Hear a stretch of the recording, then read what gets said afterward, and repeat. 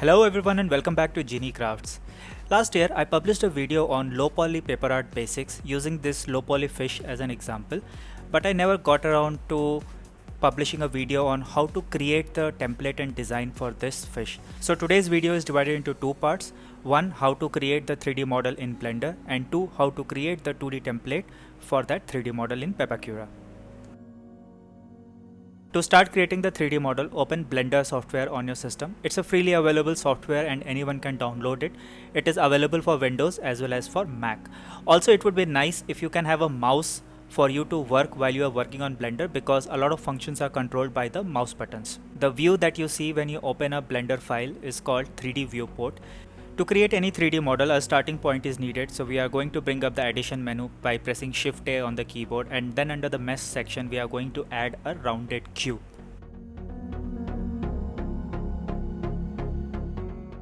After adding the cube, go into the edit mode by pressing Tab on your keyboard. Every time you perform an action on the 3D viewport, a sub menu appears on the bottom left corner. It may be expanded or it may be collapsed depending upon whether your previous sub menu was expanded or collapsed. So using that sub menu, I'm going to fiddle with the options and reduce the total number of faces that the round cube originally came up with, because we want it to be low poly and we want the number of faces to be less. Once you have arrived at the required number of faces, rotate the object around by pressing the center mouse button and then dragging it across. Right now this round cube is very puffy, so if you will build a fish out of it, then the fish will come out too bloated up. So what we need to do is to scale it either around the x-axis or the y-axis. To scale the sphere down, you need to press S on your keyboard, which activates the scaling mode of your Blender. Then press Y to scale it specifically along the y-axis. The green line that you see on the 3D viewport is y-axis. Once again rotate and see if you have been able to scale it down along the y-axis. Once you are satisfied with the scaling, then it's time to remove one half of this sphere, because we want our fish to be flush with the wall. We want to paste it on the wall, so we only need half of this sphere to work. So what we are going to do now is we are going to go into the side view by pressing 3 on the number keypad, which takes you to the side view. Then to remove one half of the cube on the right hand side, activate the X-ray mode by pressing the X-ray button at the top. This allows you to select even the vertices which you cannot see. Select the vertices and press delete. Do not select the vertices along the center line, because those are the ones which you want to keep. By deleting the vertices, you have opened up the flattened cube. So we need to close the cube at the back. So select all the vertices along the center line, keeping the X-ray mode on, and press F to create a face out of those vertices, and this will close your cube at the back. This half round cube is going to act as majority of the fish body, but it is still very round, so we are going to compress it along the Z axis, the blue line which you see. By scaling it down, the process remains the same. Press S, then Z, and then move your mouse to scale it down. Let's create the mouth for the fish. Select the two vertices at one of the end, then press G on your keyboard to grab them, and then press X and drag your mouse to move them along the x-axis. Keep rotating your 3D objects by pressing center mouse button and then dragging your mouse across to see how the object is coming from all directions. Also, if you want to get back into the front view in which you are building this fish, you can always press 1 on your num keypad and get back into the front view. Shape the area around the mouth of the fish by moving the vertices using the grab, or by scaling the vertices using the S function, until you are satisfied with the shape of the mouth. Next, select the vertices along the edges and grab them, scale them, move them a little bit here and there so that you reach somewhat resembling the shape of a fish body.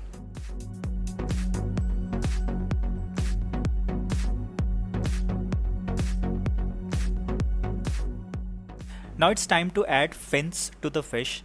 For that, we will need to go into the face selection mode rather than the vertex selection mode, and that you can do by pressing that face icon at the top left. Select one of the faces along the edges and extrude it by pressing E on your keyboard and then moving your mouse, and extrude it to the desired length of the fin. Extrude basically means that you are extrapolating that face and bringing it outwards. To give the fin a pointy look, we are going to merge the vertices at the end of the face. For that, select the vertices which you want to merge and then press Alt M to bring up the merge menu and then select the merge option. Now this selection of merge option is important. Depending upon which vertices you want rest of the vertices to be merged to. So for example, if you have selected one vertex and then selected the other vertex and you want the merging to happen at the location of the other vertex, then you select merge last. But in case you want the merging to happen at the location of the first vertex that you selected, then you select first. In case you want the merging to happen midway between the two vertices, then you select center. So using this method, create 3-4 fins along the edge of the body.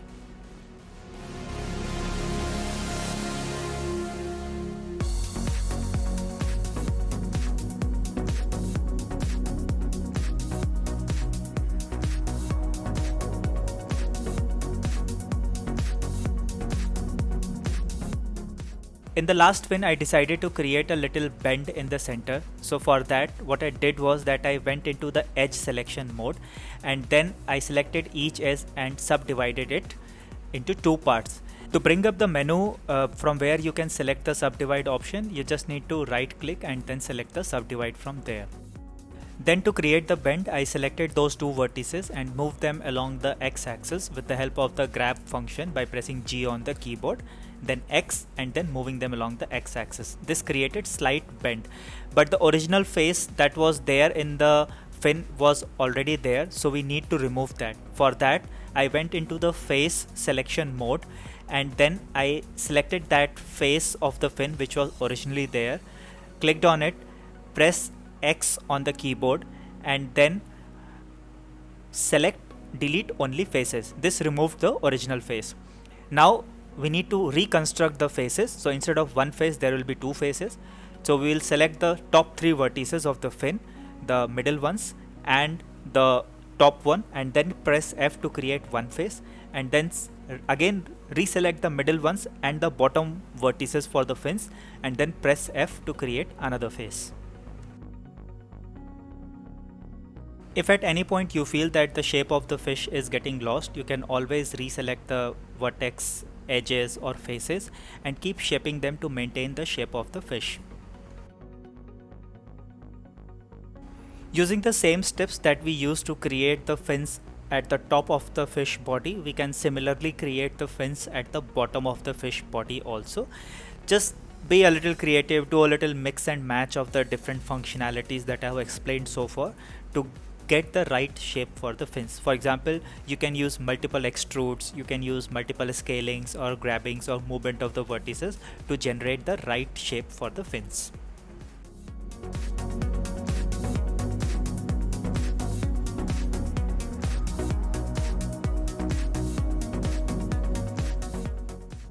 Next, I decided to dissolve one of the center vertices along the center line of the fish body at the end, which basically dissolved the four faces into one face.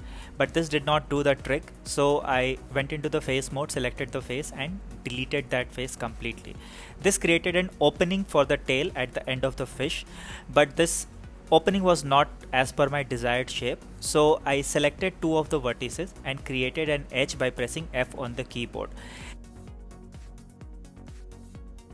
Next, I subdivided the edge into two parts and then created another edge with the last remaining vertex of the center line. Finally, I selected four vertices at the top, four vertices at the bottom and created separate faces out of them.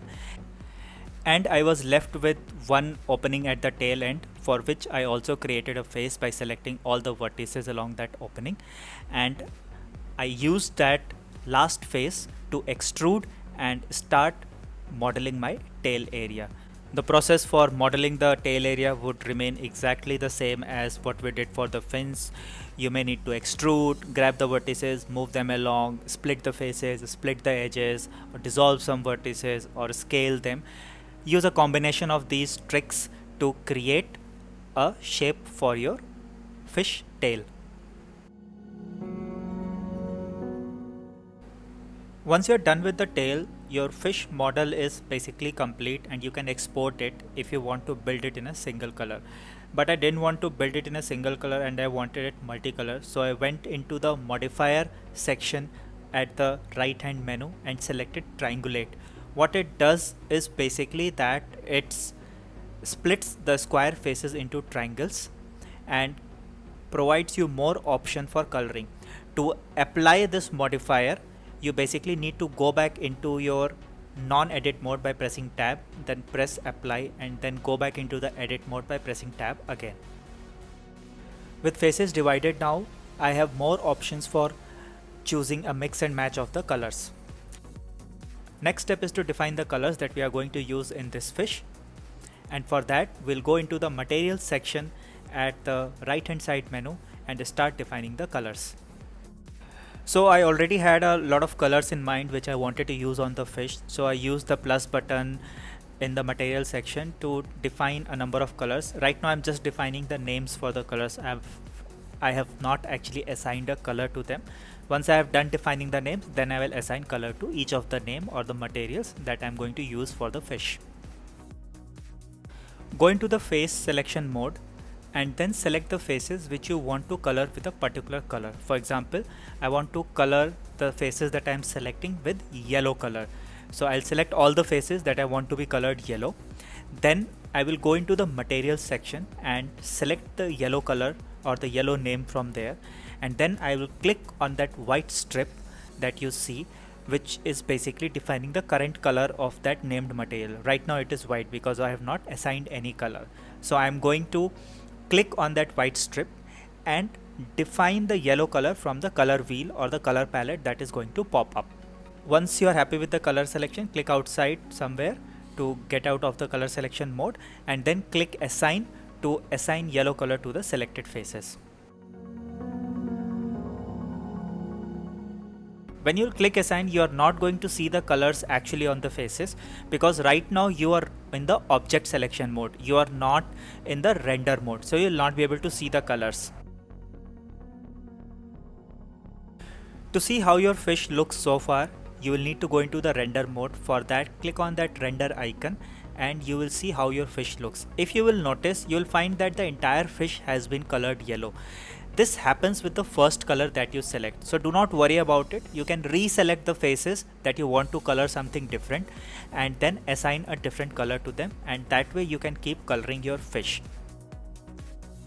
One of the ways to avoid confusion caused due to this is to color the entire object white right at the beginning, so that you can clearly see how the different colors are playing together once you keep changing the colors of those white faces.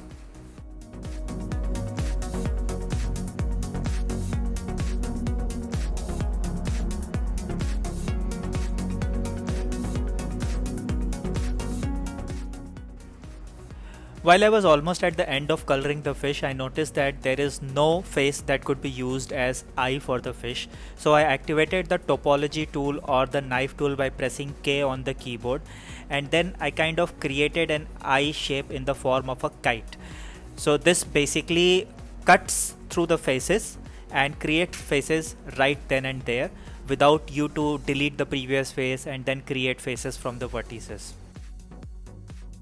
Using the knife tool is very simple. All you need to do is to activate by pressing K and then move your mouse along the faces to decide where you want to create the cut.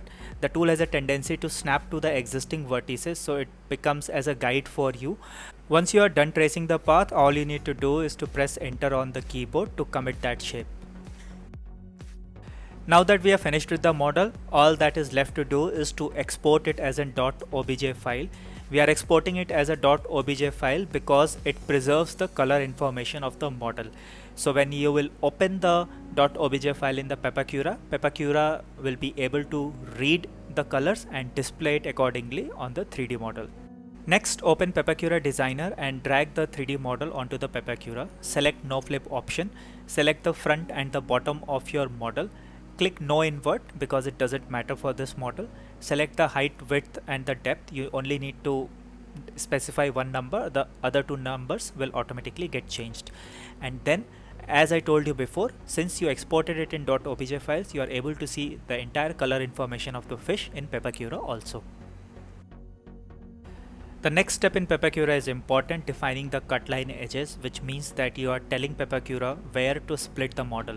For that, activate the cut line mode by clicking the cut line icon at the top, and then basically define the cut line edges. For example, for the eye, I want all the 4 edges to be split up so that the eye remains intact and the other colors around it are split up separately. So basically the way I am defining the cut line first is to group all the colors together, and then if I want them to be split further, I will define additional cut line edges. If you are developing the template on your own, then how you define the cut line edges depends entirely up to you. Basically, if you are a newbie, you are not so much used to it, then you can separate each face completely so that you can easily attach them. If you are a practiced paper artist and you have built low poly models before also, then you can go ahead with complex parts also. So it's all up to you how you want to define your cut line edges. Once you are happy with the definition of the cut line, then all you need to do is to click on the unfold, and Pepakura is going to split your model along the cut line edges. If Pepakura feels that some part is too complex to be created as one, it may further split it depending upon the part. The split of parts will be shown on the right hand working space. If you will see that the right hand working space is divided into dotted rectangles, each dotted rectangle by default represents a A4 size page. So if you feel that some of your parts are not fitting into those dotted rectangles, you need to split them further, and then you need to place them or arrange them on those A4 pages so that during the printout they are not cut out from the print. Also, when Pepakura splits the part, it doesn't split them in the sequence in which they need to be added. It basically clubs them depending upon the color. If you will see on the right hand side, all the parts of same color are clubbed together. So that's how Pepakura splits your 3D model. You need to define the order in which they need to be added. So the next step is to define the order or arrange the pieces as per the order in which they are going to be used up while building the low poly model. But before defining the order, we are going to inspect the pieces and see if all the pieces are easy to work with or not. What I mean by that is to check if the visible flaps in any of the pieces are not clearly visible. For example, in this blue piece in the center line, you will see that those flaps are not clearly visible. So I'm going to disjoin those parts by activating the join disjoin menu at the second line menu at the top, and this will allow me to separate the parts further. Also, this will allow me to simplify the parts. So I moved that big yellow piece at the bottom to create a space for arranging the parts from the start. So my first part is the mouth of the fish. So I will drag it to the start of the first A4 page, and I will activate the edge IDs from the 2D menu. If the edge IDs are too small, I will go into the settings and then other settings. In the other, I am going to increase the font of the edge IDs so that they are more clearly visible.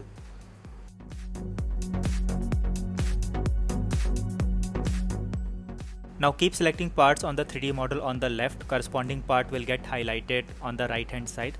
Drag it in and arrange it on the first A4 sheet. Try to utilize as much space as possible. You also need to number the parts. To number the parts, press Ctrl T on your keyboard and then click wherever you want to enter a text. What text we are entering here is basically the numbers for the parts. So 1, 2, 3, 4, 5, 6 and so on. Do this for all the parts on your fish and create your template. Some quick tips to work in Pepakura. If you want to zoom in and zoom out of the 3D model or the working space, then you need to use the scroll wheel of the mouse. If you want to rotate the 3D model, or if you want to move the working space rather than zooming in or zooming out, then you need to keep the right mouse button pressed and drag your mouse accordingly. Similarly, you can use a lot of keyboard shortcuts to speed up your work. For example, if you want to enter a text, you need to press Ctrl T. If you want to join or disjoin the edges or the faces, then you need to press Ctrl N. If you want to go back into the selection mode or drag and drop mode, then you need to press Ctrl M. Similarly, there are other shortcuts also. So as you work on Pepakura, you will get used to them. These shortcuts help to speed up the work a lot. Also, the arrangement and clubbing of the parts is entirely up to you. If you want to put all the parts together on a single A4 page, if that is possible, then you can do so. Similarly, if you want to club the parts according to the color and keep them on separate pages for easy reference, then you can do that also. Just remember that when we will convert this template into the PDF, then we are going to remove the colors, because even if you take a colored printout on a white paper, this face that you see right now on the screen, the color of the faces, you will not be able to see once you build the model, because this area is going to go inside the model. So you will need to take printout on a colored paper, and if you have to take printout on a colored paper, then there is no point in keeping the colors on the faces.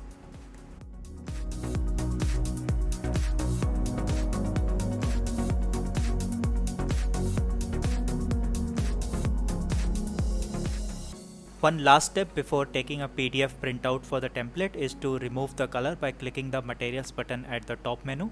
And if you are happy with the template, then all you need to do is to click on the file menu and select print to PDF option and generate PDF template for your 3D model. Open the PDF once from your saved location and check if all the parts have come out properly or not. You need to check for if some of the parts are outside the boundary and hence have been cut off during the printout, or if there is some other issue with the template, fix it and then take another PDF template. And that, my friends, is how you build a low poly fish model and Pepakura template for it. I hope you guys found this video useful. If you guys liked the video, then please do not forget to hit the like button and do share this video with your friends. Also do subscribe to my channel for regular videos on paper arts, and I will see you guys very soon in my next video. Till then, stay safe, take care, and bye bye.